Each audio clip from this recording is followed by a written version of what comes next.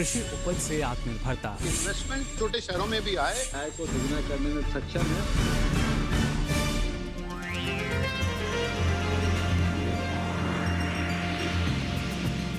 नमस्कार, आप सभी का स्वागत विचार विमर्श में। मैं हूं मुकुल शर्मा।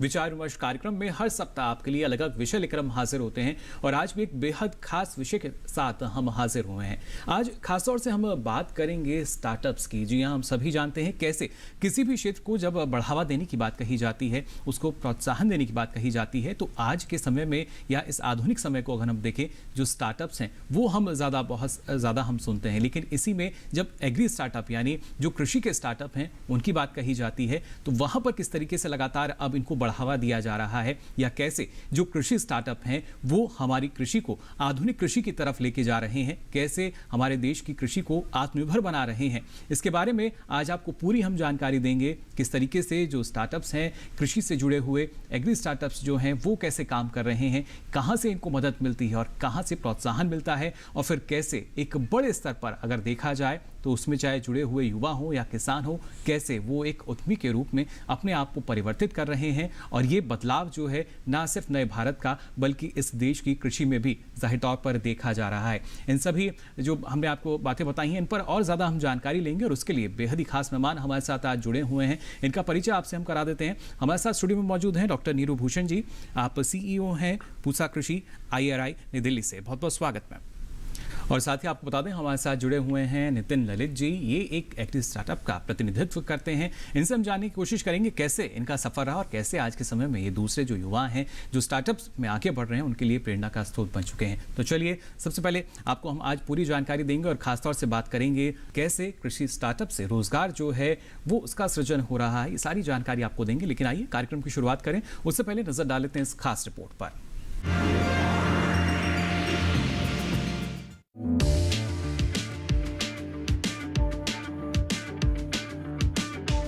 भारत की अर्थव्यवस्था में कृषि का काफी अहम योगदान है।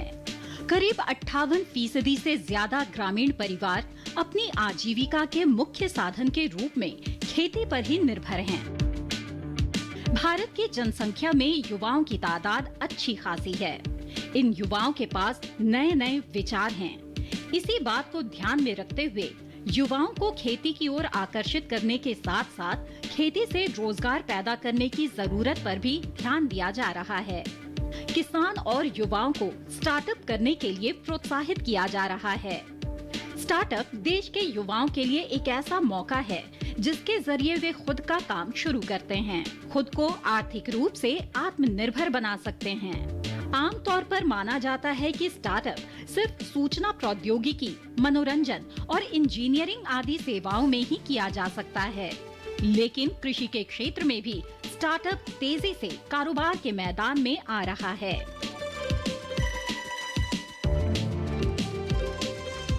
स्टार्टअप से जहां युवाओं को रोजगार मिलता है, वहीं ये किसानों को उनकी उपज का बेहतर दाम दिलाने में भी मदद करता है।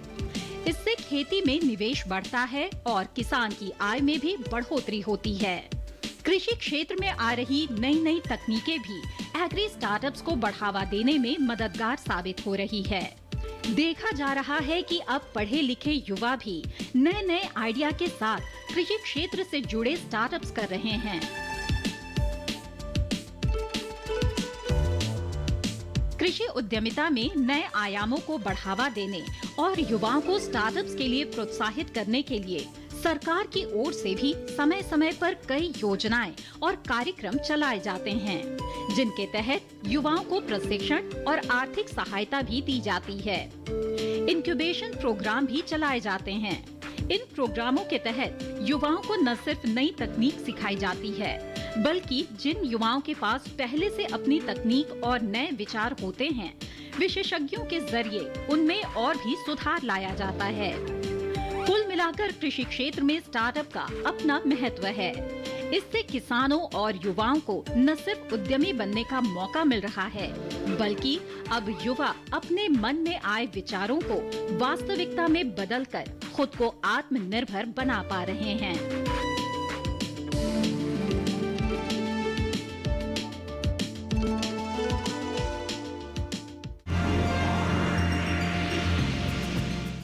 तो जाना आपने इस रिपोर्ट के जरिए किस तरीके से जब असीम संभावनाओं की हम बात करते हैं कृषि क्षेत्र में वो हमें नजर आती हैं, लेकिन उनको परखने का जब काम किया जाता है या उसके कौशल विकास पर जब काम किया जाता है, ये काम अब बेहतर ढंग से हमारे जो एग्री स्टार्टअप हैं, जो कृषि के स्टार्टअप हैं, वो अब कर पा रहे हैं। इस बारे में सबसे पहले डॉक्टर नीरू भूषण आपसे हम जानना चाहेंगे। एक समय था जब हमारे देश में जो स्टार्टअप हैं वो एक नई बात हो जाती थी युवाओं के लिए, लेकिन आजकल देखा जाए तो युवाओं का रुझान बहुत ज़्यादा नजर आ रहा है और उससे ज़्यादा रुझान कहीं ना कहीं एग्री स्टार्टअप्स पर भी है।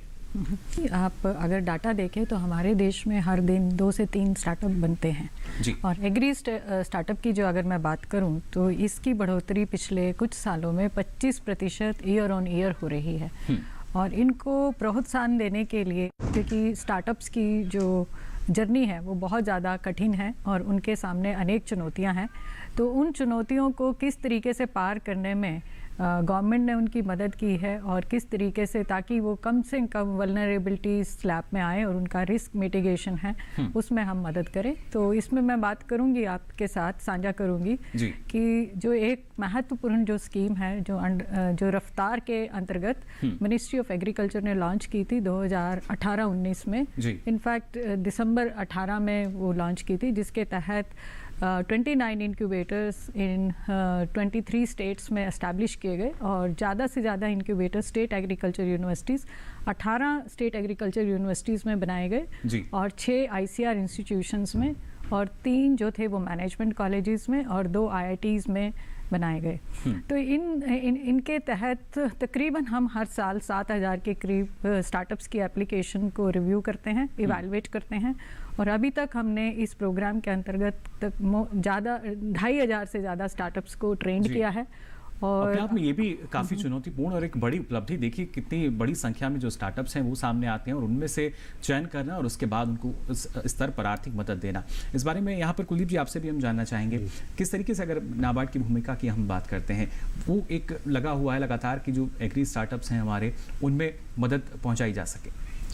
नाबार्ड, जैसे कि आपको पता है, राष्ट्रीय कृषि और ग्रामीण विकास बैंक है, जिसका मुख्य उद्देश्य है ग्रामीण क्षेत्रों का विकास करना, कृषि का विकास करना। और विकास में हम बैंकों को जोड़ते हैं, किसानों तक पहुंचने के लिए टेक्नोलॉजी को जोड़ते हैं। जैसे कि आपको पता है कि कृषि की पैदावार बढ़ाने के लिए हमें इतनी बड़ी पॉपुलेशन को कृषि से पैदावार हमें देनी है और उनको भोजन करवाने के लिए हमें नई तकनीकों को ईजाद करना ज़रूरी है। नई तकनीक जब ईजाद करने का काम आता है तो एग्री स्टार्टअप्स जो है वो बहुत ही अहम रोल उनका एक हो जाता है। और ये एग्री स्टार्टअप एक तो रोज़गार दे रहे हैं, दूसरी तरफ जो कृषि के कार्य हैं, चाहे वह बीज लगाने का काम है, चाहे प्रोडक्शन करने का काम है, चाहे इनपुट सप्लाई का काम है, चाहे मार्केटिंग का काम है, ये जो भी कार्य है वो एग्री स्टार्टअप का मेन मकसद है आउट ऑफ बॉक्स थिंकिंग, जो कि ट्रेडिशनल वे में काम हो रहा है, उन कामों को बहुत ही सहज तरीके में, बहुत ही एफिशिएंट वे में करें और उसमें जो भी ड्रजरी है किसान की वो कम हो जी, और जिससे कि ये कृषि कार्य में जो है नए यूथ भी जुड़े। जी बिल्कुल कुलदीप जी, जैसा आपने कहा, क्योंकि अपने आप में काफ़ी महत्वपूर्ण होता है कि किस दिशा और दशा के साथ जो स्थिति है वो हमारी कृषि की बदल रही है। और खासतौर से डॉक्टर नीरू, अगर देखा जाए, क्योंकि आपने बताया कि जो रफ्तार है वो एक कार्यक्रम में शुरू किया गया और उसी रफ्तार में हमने देखा ना सिर्फ रफ्तार बल्कि कोशिश ये की गई कि उसको और ज़्यादा पंख दिए जाएँ, एक प्लेटफॉर्म तैयार किया गया और उसके बाद उड़ान जो है वो हमने देखी। जी, इसमें सही बात है जो अभी आपने कहा कि ये एक बहुत ही बड़ा टास्क है।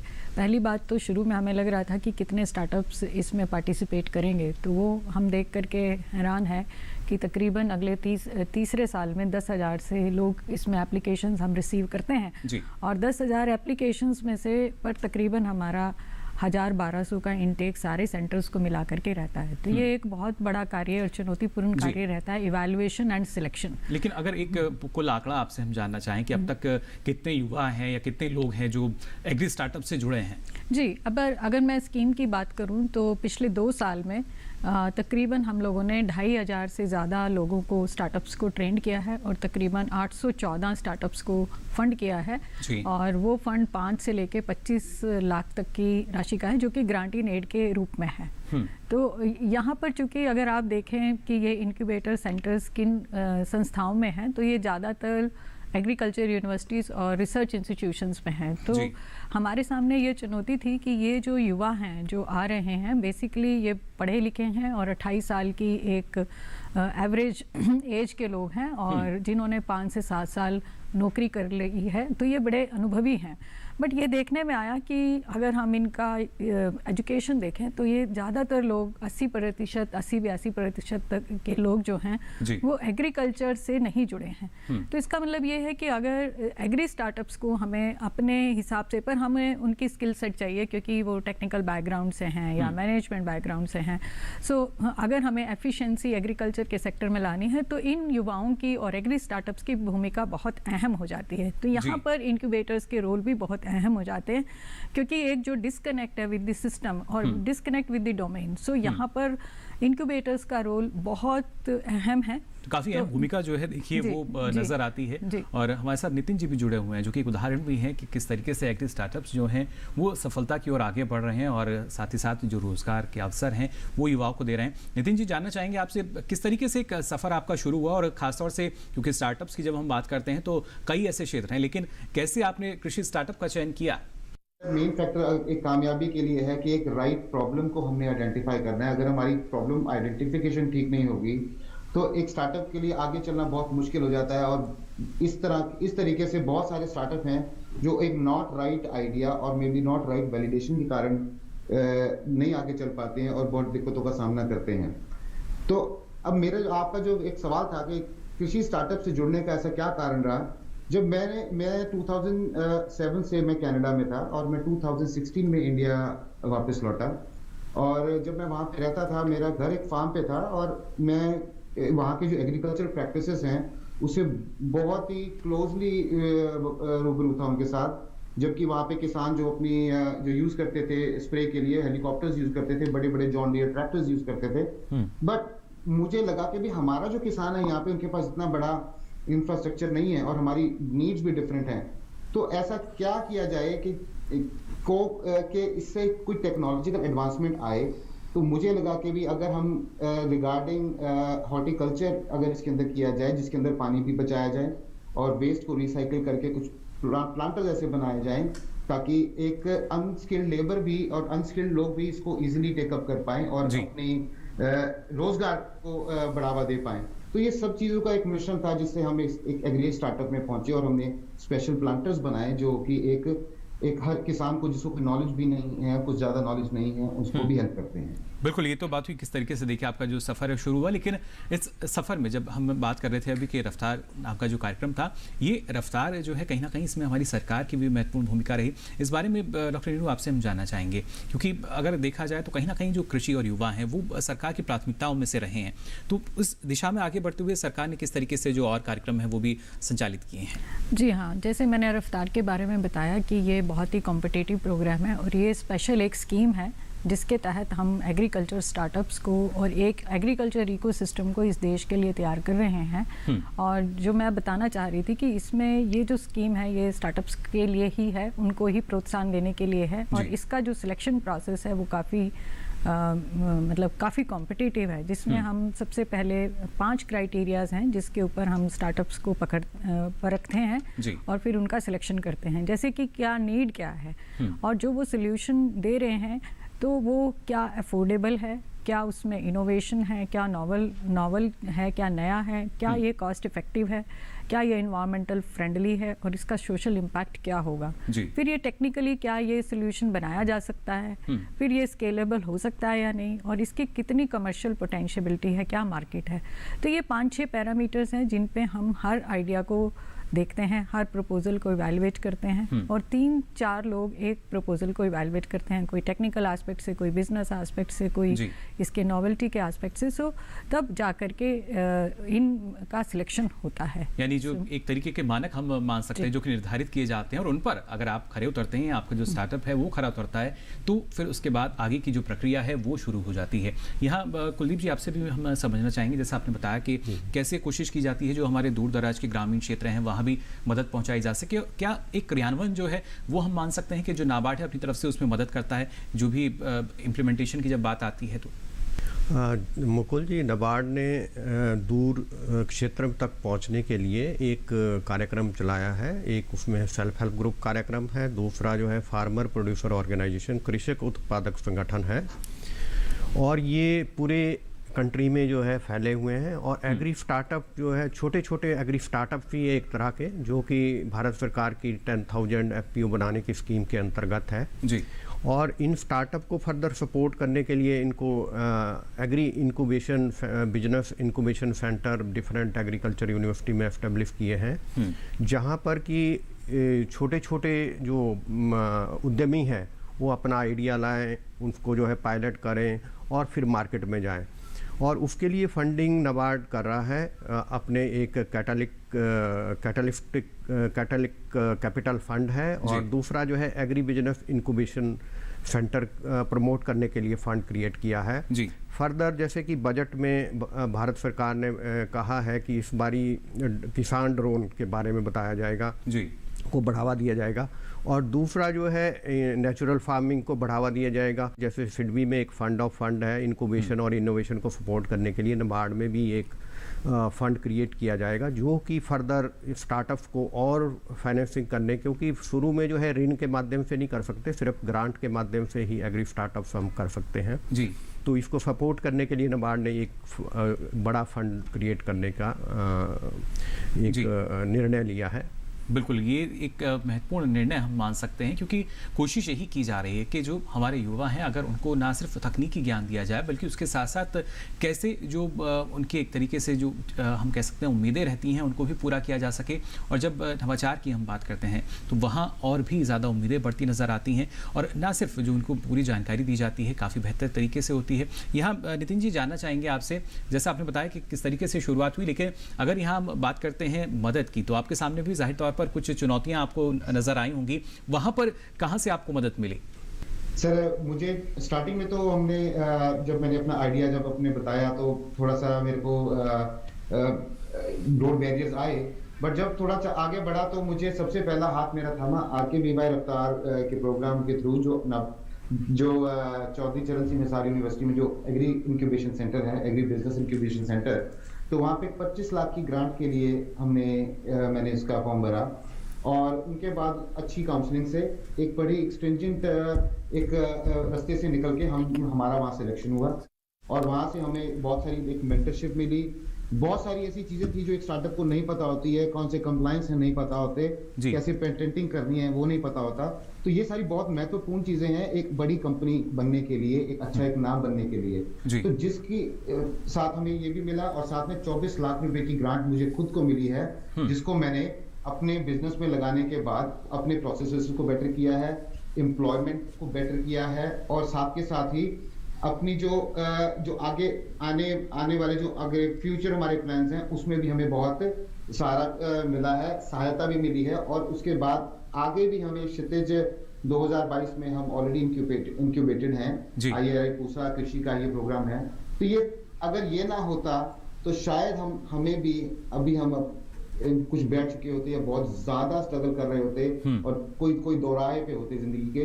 आज हम दोराहे पे नहीं है, हमारा लक्ष्य हमारे सामने है और हमारे को साथ पूरा मिल रहा है। बिल्कुल, देखिए पूरा साथ मिल रहा है, और उस लक्ष्य को पाने के लिए किस तरीके से, किस रफ्तार से हमारे जो युवा हैं वो आगे बढ़ रहे हैं। और जैसा डॉक्टर नीरू यहाँ नितिन जी ने कहा कि अगर हमें इस तरह की मदद नहीं मिलती तो ना जाने कितने ही युवा हैं उनके सपने अधूरे रह जाते।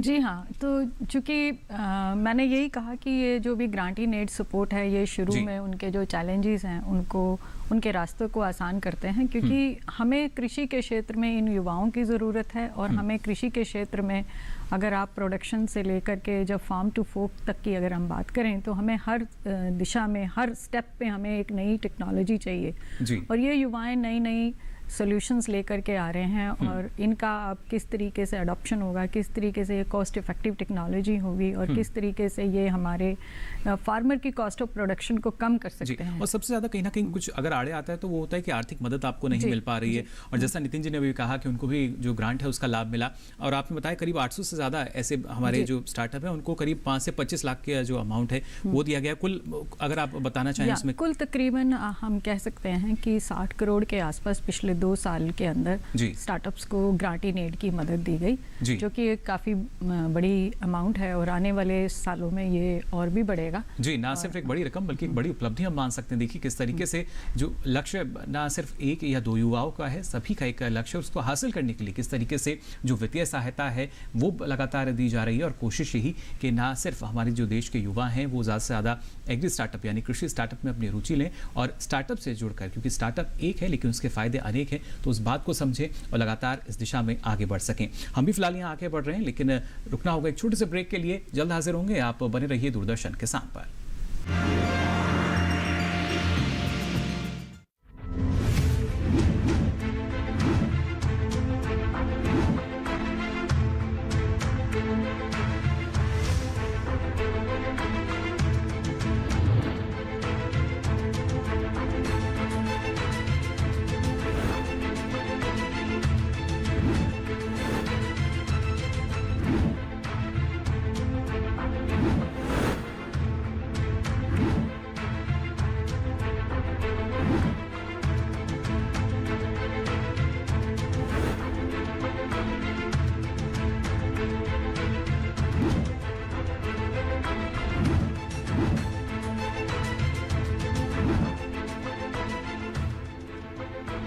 जानने के लिए देखिए हर शनिवार शाम 5:30 बजे सरकार आपके साथ, सिर्फ दूरदर्शन किसान पर।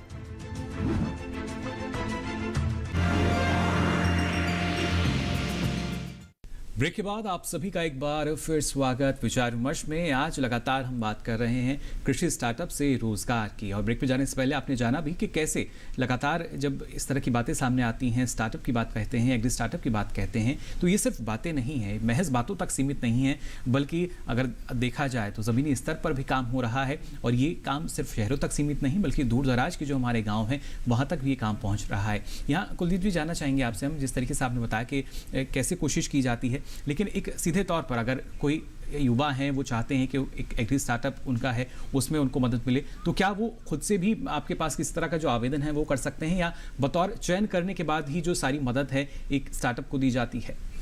अगर कोई युवा अपना एग्री स्टार्टअप स्टार्ट करना चाहता है और वो कुछ उसके पास आइडिया है, तो जो एग्री इंक्यूबेशन सेंटर्स नबार्ड ने सपोर्ट किए हैं एग्रीकल्चर यूनिवर्सिटी में, वहाँ पर वो ऑनलाइन भी आवेदन कर सकता है, यहाँ वहाँ फिजिकली जाके भी संपर्क कर सकता है।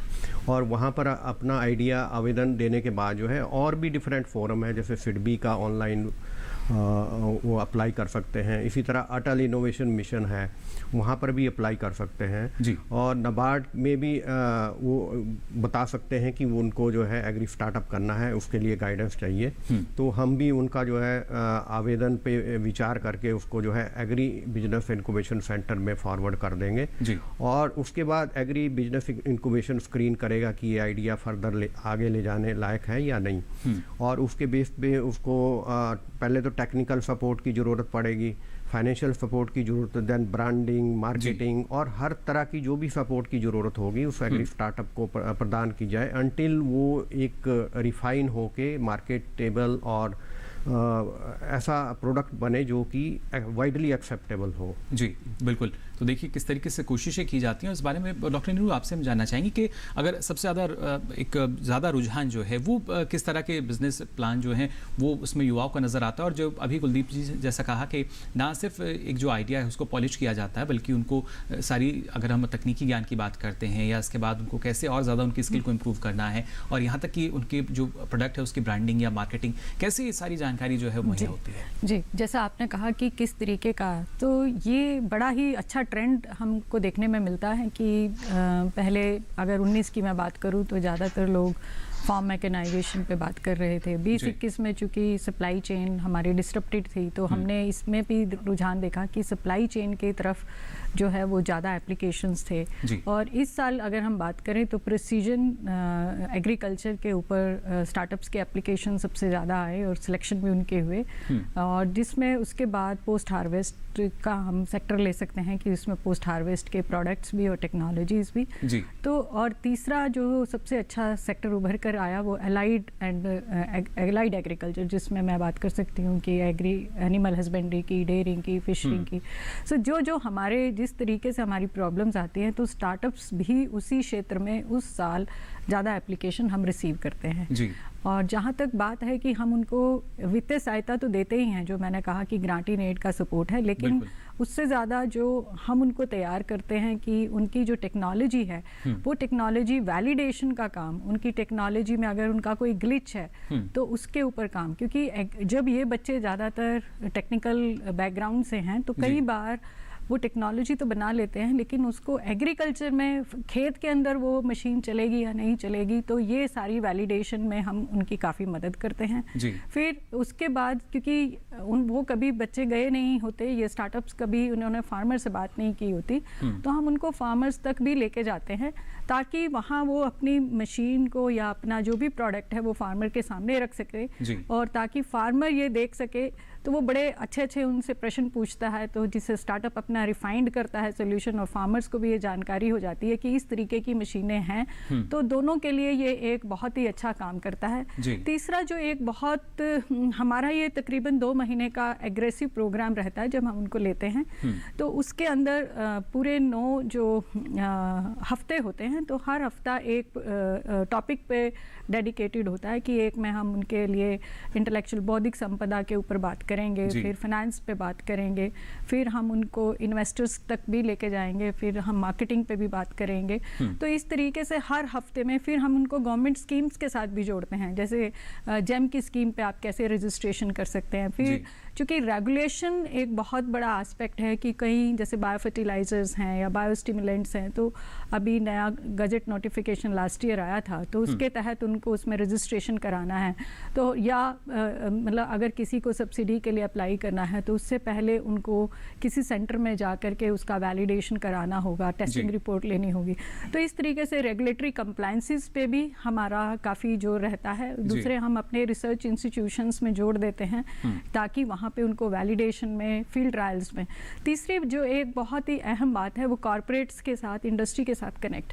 तो वो एक बहुत, क्योंकि एक तो जब हम इंडस्ट्री के साथ उनकी जो फील्ड में है उस इंडस्ट्री के साथ कनेक्ट करते हैं, जहाँ पर एक तो उन्हें उस पर्टिकुलर फील्ड के बारे में जानकारी मिलती है कि इंडस्ट्री कैसे सोच रही है, इंडस्ट्री कैसे काम कर रही है, या ये चलेगा या नहीं, या कुछ बहुत अच्छे प्रोडक्ट होते हैं तो कुछ इंडस्ट्री वाले उनको अपने मार्केट चैनल में स्कोप दे देते हैं कि ठीक है जी, आपकी ये मशीन बहुत अच्छी है तो हमारे इतने सेंटर्स में आप ये मशीन रखिए।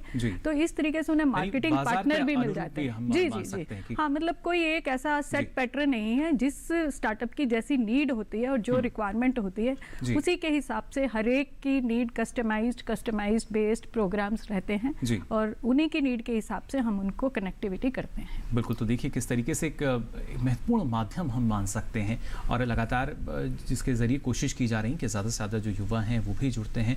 फिर उनका चयन करने के बाद कोशिश यही कि एक बार जो सफ़र शुरू हुआ वो ख़त्म नहीं होता, बल्कि उनको और लगातार ऊंची उड़ान जो है वो भरने के लिए यहाँ जो पंख है उनके और मजबूती लगातार मिलती है। नितिन जी, यहाँ आपसे हम जानना चाहेंगे, जैसा आपने हमें बताया कि कोशिश आप पहले से कर रहे थे, लेकिन उसके बाद जब आप खासतौर से पूसा कृषि से जुड़े उसके बाद और ज़्यादा जानकारी आपको मिली, लेकिन आज के समय में शायद और भी कई ऐसे युवा होंगे जो आपसे जुड़ने की इच्छा रखते होंगे या आपके पास आते होंगे जानकारी लेने के लिए।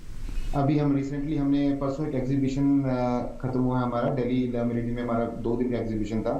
हमारे प्रोडक्ट के देखने के बाद हमारे एक्चुअली कॉन्सेप्ट, वहाँ प्रोडक्ट की बात नहीं हुई, वहाँ ज़्यादा कॉन्सेप्ट की बात हुई, जिसके को देख के हमारे साथ बहुत सारे युवा जुड़ भी रहे हैं और आगे भी जुड़ना चाह रहे हैं। कॉन्स्टेंटली हमारे पास कॉल आ रहे हैं कि आप बताइए हम कैसे कर सकते हैं, मैं ये एक्सपर्टीज लेके आता हूँ या मैं ये एक्सपर्टीज लेके आती हूँ। और इवन बॉम्बे से, पौंडीचेरी से कुछ हमारे साथ युवा जो जुड़ना चाह रहे हैं, और बहुत जल्दी हम एक उनके साथ बैठ के हम क्या आगे कर सकते हैं मिलके, वो हम इसको आगे डिसाइड करेंगे। फिर परसों ही एग्जीबिशन खत्म हुआ है। तो एक आपको एक चीज मैं जरूर कहना चाहूंगा सर, यहाँ पे अभी जैसे जो कुलदीप जी ने कहा और नीरू जी ने कहा कि भी हम ऐसे सपोर्ट कर रहे हैं, मैं उसका एक जीता जागता उदाहरण हूँ। अभी कुछ दिन पहले ही नीरू मैम से भी मैं क्लास में था एमई की, और under her mentorship and under her guidance. और 15 तारीख को कुलदीप जी भी हमारे यहाँ पे हमारी टेक्नोलॉजी कंज्यूमर एक्सपीरियंस सेंटर में विजिट करके गए हैं। तो सिर्फ सपोर्ट नहीं, बहुत अच्छा कॉन्स्टेंटली प्रोएक्शन है, जिसके कारण हमें बहुत उड़ान की जो आपने बात की वो हमें देखने को मिल रही है बहुत जल्दी। जी बिल्कुल, उड़ान और उसके साथ साथ एक सकारात्मक ऊर्जा जो है वो जाहिर तौर पर आपके ज़रिए मुझे देखने को यहाँ मिल रही है। कुलदीप जी, आपसे हम जानना चाहेंगे, जैसे अभी यहाँ पर नितिन जी ने भी इस बात का जिक्र किया, लेकिन जब हम कोशिश करते हैं कि नई योजना या कोई आइडिया है उस पर हमें कार्य करना होगा, तब वहाँ कौन से ऐसे मुख्य बिंदु आपको नज़र आते हैं कि जिन पर पहली कोशिश ये होती है कि यहाँ से एक जो पॉलिशिंग वर्क है वो शुरुआत हो जाए? कोई भी एक्टिविटी है, चाहे एग्री स्टार्टअप है, उसको फील्ड तक ले जाने के लिए फाइनेंस एक बहुत ही इम्पॉर्टेंट चीज़ है। और दूसरा कैपिटल, जो भी एग्री स्टार्टअप है कैपिटल इंटेंसिव चीज़ें हैं, और आम फार्मर, क्योंकि हमारे स्मॉल और मार्जिनल फार्मर, छोटे फार्मर बहुत हैं, तो वहाँ तक वो पहुँचना बहुत ही एक चैलेंजिंग है।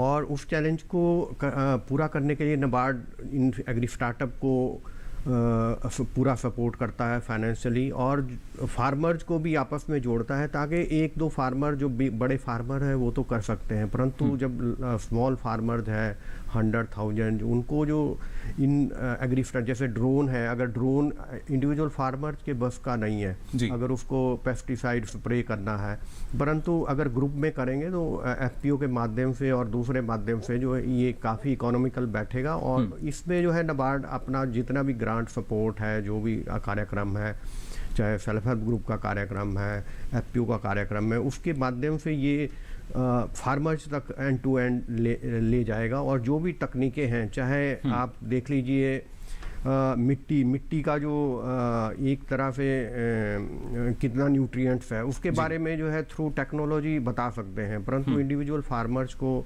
शायद वो मुश्किल हो जाएगा। परंतु हम अपने ग्रांट सपोर्ट से सपोर्ट करते हैं कि वो इन चीज़ों के न्यूट्रिशन, सॉइल न्यूट्रिशन के बारे में, क्रॉप हेल्थ के बारे में जाने, और कितना वो जैसे प्रिसीजन फार्मिंग जो है, कितना उसको अमाउंट फर्टिलाइज़र चाहिए, मॉइस्चर चाहिए, और ऑटोमेटेड ये चीज़ें छोटे से छोटे फार्मर तक पहुँचे। और फ्यूचर इन्हीं चीज़ों का है, और इनको प्रमोट करने के लिए नाबार्ड ने एक पहल की है। और फर्दर हम इस जो भी फंड क्रिएट करेंगे, उस फंड के माध्यम से इस तरह के एग्री स्टार्टअप को फ्यूचर में और फार्मर्स तक दूर दूर तक ले जाएंगे, ताकि इन स्टार्टअप्स का रियली में फ़ायदा पहुंचे और रोजगार भी हो ग्रामीण क्षेत्रों में, और जो युवा है वो उसको एग्रीकल्चर में दोबारा इंटरेस्ट जागे। बिल्कुल, देखिए फ़ायदा तो हो ही रहा है। ना सिर्फ नितिन जी हमारे सामने एक बेहतर उदाहरण है, बल्कि और भी कई ऐसे युवा हैं जो कि लगातार इस कोशिश में लगे हुए हैं कि ना सिर्फ उनका आर्थिक तौर पर विकास हो सके, बल्कि हमने देखा है कि कई ऐसे क्षेत्र हैं जहाँ पर पूरी तरीके से जो बदलाव है वो देखा जा रहा है स्टार्टअप की वजह से। और खासतौर से डॉक्टर नीरू, अगर हम देखते हैं तो कृषि क्षेत्र में कई तरह की जो चुनौतियाँ हैं वो किसानों के सामने रहती थी, तो उन्हीं चुनौतियों को कोशिश अब की जा रही है कि मजबूत कड़ी जो है वो बना दिया जाए, अलग अलग कड़ियों को जोड़कर, और उसी में शायद एक महत्वपूर्ण भूमिका जो है ऐसी ही हमारी एग्री स्टार्टअप की है। जी बिल्कुल सही कहा कि जिस तरीके की चुनौतियाँ किसान को आती हैं, जैसे सबसे ज़्यादा अगर मैं बात करूँ एक उदाहरण के तौर पे, जैसे हमारा एक स्टार्टअप है, किसानों के खेतों में नीलगायें या इस तरीके के जो फॉरेस्ट एरिया के आसपास तराई में, तो वहाँ पे काफ़ी जो जंगली जानवर हैं वो आते हैं और फसल ख़राब करते हैं। तो इसी तरीके से एक स्टार्टअप ने ऐसा ही एक छोटा सा यंत्र बनाया है जो कि जानवरों को वो अलग अलग मतलब रात में भी दिन में भी वो ना तो जानवरों को हार्म करता है, ना ही फसल को हार्म होने देता है, जिससे कि वो उसको सेंस कर लेता है कि जानवर आ रहा है, और फिर वो उस तरीके की साउंड सिस्टम और या लाइटिंग पैटर्न इस तरीके से करता है कि जो जानवर है वो दूर चला जाता है। जी, यानी सजग करेगा जी हमें भी, और जो जंगली जीव वगैरह आ रहे हैं हाँ, जंगली जीव को भी वापस भेज देगा, क्योंकि जंगली जानवर भी लाइटिंग के पैटर्न से ये उसने आइडेंटिफाई किया, और फिर जो साउंड के पैटर्न से, और वो साउंड और लाइटिंग का पैटर्न बदलता रहता है बार बार, ताकि वो अडेप्ट ना हो। तो इस तरीके से ये एक बड़ी छोटी सी बात करी। जैसे अभी हमने कोविड के दौरान देखा कि फार्म मैकेनाइजेशन, जो लेबर की प्रॉब्लम थी और फार्म मैकेनाइजेशन हमारी एक रिक्वायरमेंट है, तो हमने देखी कि डिफरेंट मशीन्स, जैसे अभी एक पोटैटो के हार्वेस्टर कंबाइनर जो उसको हार्वेस्टिंग भी करती है, फिर उसको साफ भी करती है, फिर जी। उसको बोरी में भी भरती है। सो एक कंबाइंड मशीन है जो कि लो कॉस्ट है। इसी तरीके से जैसे एक जो शुगर केन की जब हम बिजाई करते हैं तो काफ़ी एक फीट का हम लोग गन्ना काटते हैं, वो जी। लगाते हैं। तो उन्होंने छोटे छोटे स्टॉक्स बनाए जिसमें कि काफ़ी वो तकरीबन 4% ही गन्ना लगता है। जी, बिल्कुल। तो हमारा जो कॉस्ट ऑफ प्रोडक्शन या बीज की जो कॉस्ट है वो काफ़ी कम हो जाती है, जी। यूटिलाइजेशन यानी हमारा बचत ज़्यादा हमारी सकता हो जाती है। जी जी जी, जी। सो इस तरीके से ऐसे ही कई हैं। और उसके बाद जैसे पोस्ट हार्वेस्ट के दिशा में कुछ पोस्ट हार्वेस्ट की टेक्नोलॉजीज हैं, जो मशीनरीज हैं, जी। जैसे कोल्ड स्टोरेज की लो कॉस्ट कोल्ड स्टोरेज है। ओनियन के लिए एक स्पेशल कोल्ड स्टोरेज बनाया है जिसकी कॉस्ट तकरीबन 3 से 4 लाख है। और जैसे एफपीओ का हम कंसेप्ट जो लेकर के आए हैं, जी। बेसिकली आने वाले दिनों में हम ये देख रहे हैं कि ये जितनी भी टेक्नोलॉजी जो स्टार्टअप्स बना रही हैं और एफपीओ का कनेक्ट मींस एफपीओ को वो पर्टिकुलर टेक्नोलॉजी चाहिए और स्टार्टअप के पास वो टेक्नोलॉजी है। जी। तो आने वाले दिनों में ये दोनों का कनेक्शन, एफपीओ और स्टार्टअप का कनेक्शन एक नया रूप लेगा जी। और जिससे कि किसानों को बहुत कम लागत पर और नई तकनीकें मिलेंगी और तब हमारी खेती में भी हम खुशहाली की दिशा में आगे बढ़ेंगे। जी। और जो हमारी गवर्नमेंट का लक्ष्य है कि डबलिंग द फार्मर इनकम, तो मेरे ख्याल से जब ये दोनों लोग आपस में मिलेंगे, जुड़ेंगे, तो जी। नई नई तकनीकों का आदान प्रदान होगा और जो फार्मर को जैसे लो कॉस्ट और प्रोडक्टिविटी भी इंक्रीज होगी, उसकी लागत भी कम होगी और जो पोस्ट हार्वेस्टिंग के बाद जो उसकी लागत का अच्छा दाम भी मिलेगा। ये सारे तो फायदे जी। किसानों को हो सकें। देखिए, और सबसे बड़ा फायदा जो यहाँ नजर आता है, किसान को यही जरूरत होती है कि कैसे उसकी लागत कम हो सकती है। लागत जैसे ही कम होगी, मुनाफा आपका अपने आप बढ़ना शुरू हो जाएगा। और जो हमारे एग्री स्टार्टअप हैं उनको एक समय में देखिए एफपीओ से जुड़ के कितने सारे जो किसान हैं वो मिल सकते हैं, यानी उनके लिए भी ये एक बेहतर अवसर हो सकता है। नितिन जी, आप कितना सहमत है इस बात से कि जो हमारे एग्री स्टार्टअप्स हैं वो अगर एफपीओ से जुड़ेंगे, या जो एफपीओ में जितनी भी अगर कुछ समस्याएं आती हैं, उनके सामने जो चुनौती है, अगर वो एग्री स्टार्टअप से जुड़ जाते हैं, किसी तरह का वहाँ पर अगर उनका गठजोड़ होता है, तो कितना बेहतर रहेगा ये कृषि के लिए? सर, मैं आपको इस छोटी सी बात इस तरीके से कहना चाहूंगा इसको कि आज की डेट में हम हर चीज की बात कर रहे हैं प्लेटफॉर्म। जी। जिसकी भी चीज में हम एक वर्ड यूज कर रहे हैं प्लेटफॉर्म। हर चीज को आगे बढ़ने के लिए एक प्लेटफॉर्म चाहिए। तो एक जो एफपीओ का जो गठजोड़ है, ये हमारे जैसे एग्री स्टार्टअप्स के लिए एक प्लेटफॉर्म है जिनके साथ हम जुड़ के हम एक दूसरे को सशक्त कर सकते हैं, एक दूसरे के लिए काम कर सकते हैं और जो प्रोडक्टिविटी इंक्रीज है, जो डबलिंग द फार्मर्स इनकम है, उसके अंदर भी कर सकते हैं और डाइवर्सिफिकेशन भी की जा सकती है। क्योंकि diversification is also the key thing अगर हमें फार्मर्स की इनकम को डबल करना है, तो जिसके अंदर डिफरेंट टेक्नोलॉजीज का यूज करके एफपीओ को एज अ प्लेटफॉर्म यूज करके हम स्टार्टअप आगे बढ़ सकते हैं और जिसका फायदा एक चौतरफा विकास होगा इसके अंदर से। बिल्कुल, चौतरफा विकास और साथ ही सबका साथ सबका विकास भी। लेकिन जो एक बात आपने कही, विविधीकरण जो है वो काफ़ी महत्वपूर्ण है। जिस तरीके से अभी आज का समय चल रहा है, कई चुनौतियां भी रहती हैं, इसके बारे में भी आपको हम जानकारी देंगे और बताएंगे कि किस तरह का आने वाला जो भविष्य है वो और बेहतर नजर आ रहा है, ना सिर्फ कृषि का बल्कि जो एग्री स्टार्टअप हैं उनका भी। लेकिन यहाँ रुक रहे हैं एक और छोटे से ब्रेक के लिए, जल्द हाजिर होंगे। आप बने रहिए दूरदर्शन किसान पर। सरकारी योजनाएं हैं आपके लिए। कहां से पाएं फॉर्म, कहां करें जमा, किससे करें बात, कौन से कागजात कहां होंगे जमा, क्या ऑनलाइन भी हो सकता है आवेदन? आजादी के 75वें साल में हर योजना का लेखा जोखा जानने के लिए देखिए हर शनिवार शाम 5:30 बजे सरकार आपके साथ, सिर्फ दूरदर्शन किसान पर।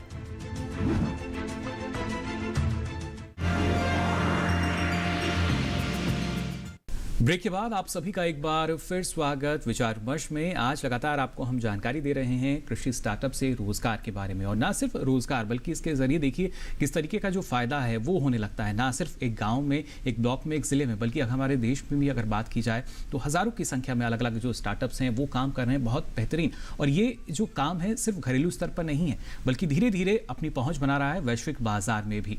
और उस लिहाज से अगर देखा जाए तो ये एग्री स्टार्टअप जो है आने वाले समय में और भी महत्वपूर्ण हो जाते हैं। लेकिन यहाँ ब्रेक पे जाने से पहले डॉक्टर नीरू, जो नितिन जी उन्होंने जिक्र किया विविधीकरण का, सरकार का भी मानना यही है कि हमें कृषि में विविधीकरण को अपनाना होगा और उसके साथ साथ मूल्य संवर्धन जैसी जो अलग अलग क्षेत्र हैं उनकी तरफ आगे बढ़ना होगा। तो यहाँ क्या हम मान सकते हैं जो एग्री स्टार्टअप हैं उसी पर लगातार काम कर रहे हैं एक तरीके से? जी बिल्कुल, विविधीकरण एक बहुत ही इम्पॉर्टेंट पहलू है जिसमें एग्री स्टार्टअप्स भी काम कर रहे हैं। मैं यहाँ पे बताना चाहूँगी कि जैसे अगला साल इंटरनेशनल ईयर्स ऑफ मिलेट है, सो हम काफ़ी स्टार्टअप मिलेट के देखते हैं जो ना केवल उनकी प्रोडक्शन और बायबैक की किसानों के साथ वो जुड़ते हैं, जहाँ पे वो उनकी एग्रो मीन्स की प्रैक्टिसेस कि जिससे कि वो ज़्यादा पैदावार ले सकें, और पर उनसे वो ज़्यादातर क्या होता था कि मिलेट धीरे धीरे लुप्त होता जा रहा था क्योंकि कोई खरीदार नहीं था। पर अब ये लोग स्टार्टअप्स ने चूँकि बड़े अच्छे प्रोडक्ट्स बनाए हैं मिलेट बेस्ड, जो रेडी टू कुक हैं, रेडी टू ईट हैं, सो वो इनसे फार्मर से लेते हैं और फिर उनसे उनकी प्रोडक्शन भी कराते हैं और उनसे खरीदते भी हैं। और इन दोनों तरह के उत्पादों का निर्यात हमने इस बार देखा है, वो काफ़ी बड़ा है। जी जी, तो इस तरीके से एक आम आदमी की प्लेट में भी विविधीकरण, हमें भी जो अच्छे जो मिलेट्स खाने के लिए तो अच्छे हैं ही, और उनकी डाइजेस्टिबिलिटी और उनकी न्यूट्रिटिव वैल्यू भी काफ़ी है, और स्टार्टअप इसमें काफ़ी बढ़ चढ़ कर हिस्सा ले रहे हैं। और साथ ही एक नया आ रहा है कि जैसे AI और ML की बात हम कर रहे हैं, जिसमें फोरकास्टिंग कि कब ये अगर डिजीज़ का कोई अटैक होने वाला है, कुछ ऐसी तकनीकें सामने देखने में मिल रही हैं जो तकरीबन 10-15 दिन पहले फार्मर्स को अलर्ट कर देंगी कि इसमें ये अटैक होने वाला है या आसपास के एरिया में ब्रेक हो रहा है, तो उससे भी वो काफ़ी समय रहते अपनी खेती का बचाव कर सकते हैं। यानी आधुनिक कृषि की जब हम बात कर रहे हैं तो हमारे एग्री स्टार्टअप पे देखिए किस तरीके से उस आधुनिकता को और ज़्यादा बढ़ावा देने की कोशिश में लगे हुए हैं, सिर्फ इसके लिए कि जो हमारे किसान हैं उनको फ़ायदा हो सके, चौतरफा विकास हो सके कृषि क्षेत्र का, और हमारे जो किसान हैं उनका आर्थिक विकास भी हो। यहाँ कुलदीप जी आपसे भी हम जानना चाहेंगे, आने वाले समय को अगर देखा जाए किस तरह का और बेहतर भविष्य जो है वो नज़र आता है आपको इन एग्री स्टार्टअप्स का? मुकुल जी, भविष्य टेक्नोलॉजी का है। जैसे कि आपको पता है हर किसान के पास स्मार्टफोन है, और आज जो है इंफॉर्मेशन टेक्नोलॉजी का ज़माना है। इसी तरह एग्रीकल्चर में जो रिफॉर्म होना है, जो कि 3 लॉ भारत सरकार ने लाए थे, उसी में मार्केटिंग और दूसरी चीज़ें भी एग्रीकल्चर की वृद्धि के लिए बहुत ही ज़रूरी है। और फ्यूचर एग्री स्टार्टअप का इसलिए है क्योंकि टेक्नोलॉजी एग्री स्टार्टअप के पास है और फार्मर्स को उसकी ज़रूरत है। सिर्फ हमें जो बीच का फासला है वो गवर्नमेंट एजेंसी, प्राइवेट इन्वेस्टर, उनको आके ये अंत तक इन एग्री स्टार्टअप को फार्मर्स तक ले जाना है, ताकि ये जो स्टार्टअप है फ्यूचर में एक तो डबलिंग ऑफ फार्मर इनकम करे, और दूसरे उनका जो है फर्दर जो टेक्नोलॉजी एग्री स्टार्टअप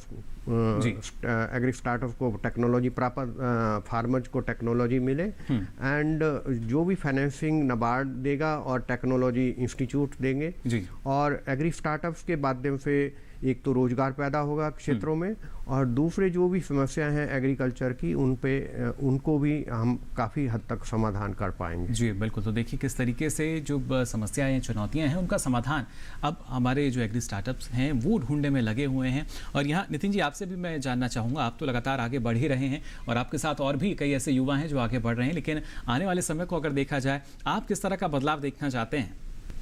हमारी जिस तरीके से हमारी ईटिंग हैबिट्स बढ़ रही हैं, जो बदल रही हैं, लोग आज की डेट में ऑर्गेनिक फूड की तरफ बढ़ रहे हैं जी, तो एक मेरा मानना ये है कि a design a response to a social change.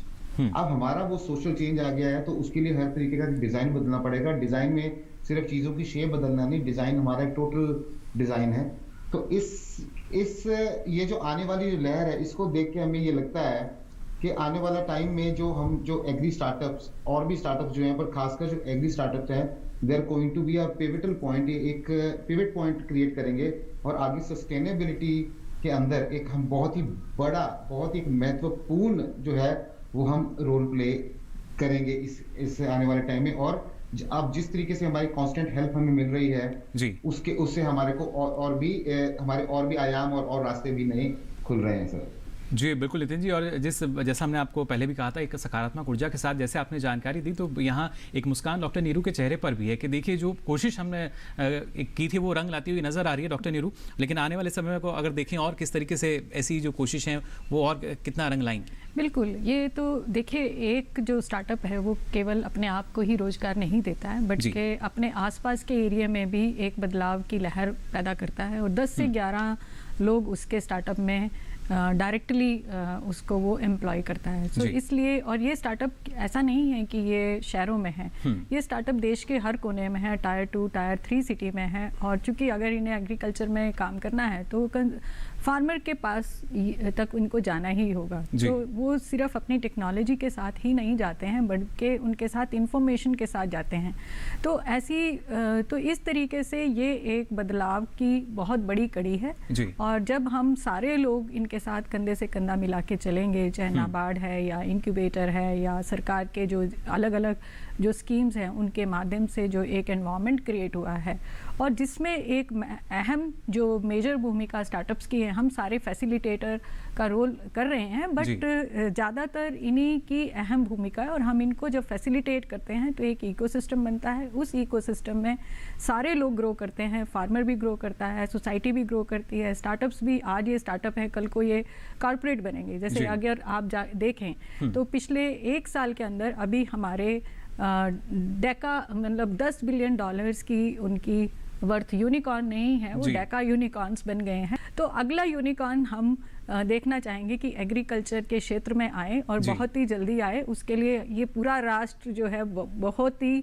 बेसब्री से इंतजार कर रहा है। तो हम इंतजार भी और उसके साथ साथ प्रयास भी किया जा रहा है। बिल्कुल। और खासतौर से जैसे कि आपने जिक्र किया था रफ्तार का या उपजा की हम बात करते हैं, और कृषि हैकाथॉन जैसे जो कार्यक्रम है वो लगातार संचालित रहेंगे। जी वो सारे ही, क्योंकि लास्ट ईयर हमें हैकाथॉन हम लोगों ने किया, जिसमें तकरीबन बहुत हमने नई इनोवेशंस देखे, और उन इनोवेशंस को फिर हमने अपने रेगुलर इंक्यूबेशन प्रोग्राम में लिया, वहाँ से हम लोगों ने उनको आइडेंटिफाई किया, और अब हम उनको लगातार आगे बढ़ा रहे हैं और डिफरेंट उनके कनेक्शंस कर रहे हैं।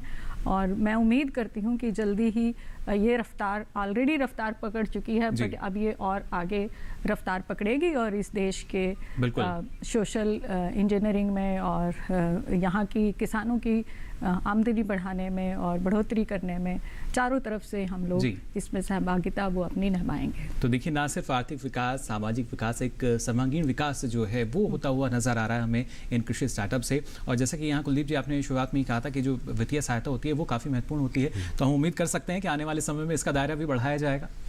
निश्चित रूप में, क्योंकि मैं बताऊं आपको कि 2004 में हमने वेंचर कैपिटल के माध्यम से वित्तीय सहायता प्रदान करना शुरू कर दिया था। 2016 में नबार्ड वेंचर्स करके एक सब्सिडरी नबार्ड ने बनाई, जो कि सिर्फ एग्री स्टार्टअप और इस तरह के वेंचर्स को फाइनेंस करती है। और इसी तरह फर्दर नबार्ड प्रपोज कर रहा है कि एक बड़ा फंड आए जो कि इनोवेशन और एग्री स्टार्टअप्स को प्रमोट करे, और फ्यूचर में जितने भी टेक्नोलॉजी ओरिएंटेड और एग्री स्टार्टअप, जैसे कि यूनिकॉर्न की बात हो रही है, तो एग्रीकल्चर ऐसी चीज़ है कि जिसमें यूनिकॉर्न बन सकता है, इतनी बड़ी मार्केट है। बिल्कुल। और यूनिकॉर्न बनाने के लिए जो भी सपोर्ट चाहिए सभी प्लेयर्स हैं, और पेंडेमिक ने ये सिखा दिया कि सब कुछ बंद हो सकता है, बट एग्रीकल्चर बंद नहीं हो सकता, और ये ऐसी चीज़ है जो कि फ्यूचर में भी रहेगी। बिल्कुल, एक बहुत सही बात आपने आखिर में यहाँ कही कि हमने देखा कि किस तरीके से कोरोना कालखंड में भी लगातार सारे जब क्षेत्र बंद थे तो वहाँ पर कि अर्थव्यवस्था की जो रीढ़ कही जाती है कृषि, वो मजबूती के तौर पर रही, और उसी मजबूती का फायदा हम देख पा रहे हैं कि अब भी कृषि क्षेत्र को लगातार मिल रहा है, फिर चाहे हम घरेलू स्तर पर देखें या वैश्विक बाजार की जब भी बात कही जाती है। तो जाना आपने कैसे हमारे जो एग्री स्टार्टअप हैं ना सिर्फ रोजगार सृजन कर रहे हैं, बल्कि उसके साथ साथ जब हम बात करते हैं सामाजिक विकास की, एक ना सिर्फ क्षेत्र का विकास बल्कि पूरे जब देश के विकास की बात कही जाती है तो वहाँ भी अपनी महत्वपूर्ण भूमिका निभा रहे हैं, और आने वाले समय में और भी ज़्यादा महत्वपूर्ण भूमिका में नजर आएंगे जब यही एग्री स्टार्टअप हमारे देश के अलग अलग जो एफपीओ हैं उनसे जुड़ेंगे, तो एक नए भारत की नई कृषि जो है, आत्मनिर्भर कृषि, वो हमें जाहिर तौर पर दिखाई देगी। फिलहाल आज हमारे साथ आप सभी जुड़े, इतनी महत्वपूर्ण जानकारी आप दोनों ने यहाँ हमें दी, और हमारे साथ नितिन जी रहे, इनका अनुभव भी हमने यहाँ पर जाना। जी बिल्कुल, और साथ ही आप दोनों का भी बहुत बहुत आभार यहाँ पर, इतनी महत्वपूर्ण जानकारी आप दोनों ने हमारे दर्शकों के साथ साझा की। तो जाना आज आपने किस तरीके से जो कृषि स्टार्टअप हैं वो लगातार रोजगार का माध्यम बने हुए हैं और माध्यम है इस देश के विकास का भी। आपको बता दें अब ये सारी जानकारी आप देख सकते हैं डीडी किसान के यूट्यूब चैनल पर भी। इसके लिए आपकी टीवी स्क्रीन पर जो QR कोड दिखाया जा रहा है इसे आप स्कैन करें। इसके बाद आप पहुंचेंगे यूट्यूब चैनल पर जहां ये सारी जानकारी अब आप कभी भी कहीं भी ले सकेंगे। फिलहाल आज के लिए विचार विमर्श में बस इतना ही। फिर हाजिर होंगे नई जानकारी के साथ। तब तक के लिए दीजिए इजाजत। नमस्कार।